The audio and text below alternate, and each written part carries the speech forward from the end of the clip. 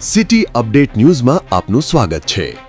કામરેજ તાલુકાના પરબ ગામે ઓમ ઇન્ડસ્ટ્રીયલ વિસ્તારમાં સુરત ગ્રામ્ય જિલ્લા એલસીબીએ મોટી કાર્યવાહી હાથ ધરી છે। ઘરેલું અને કોમર્શિયલ રાંધણ ગેસના બાટલાઓ ગેરકાયદેસર રીતે ઊંચા ભાવે વેચાણ કરી અલગ અલગ વાહનોમાં સગેવગે કરતા કુલ 8 ઈસમોને ઝડપવામાં આવ્યા છે। આ કામગીરી દરમિયાન પોલીસે ભરેલા તેમજ ખાલી ગેસના બાટલાઓ સહિત કુલ 34,18,622 રૂપિયાનો મુદ્દામાલ જપ્ત કર્યું છે। પોલીસે તમામ આરોપીઓ સામે કાયદેસરની કાર્યવાહી હાથ ધરી વધુ તપાસ શરૂ કરી છે।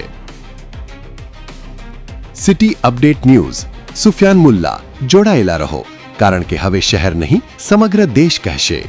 આ છે સિટી અપડેટ ન્યૂઝ।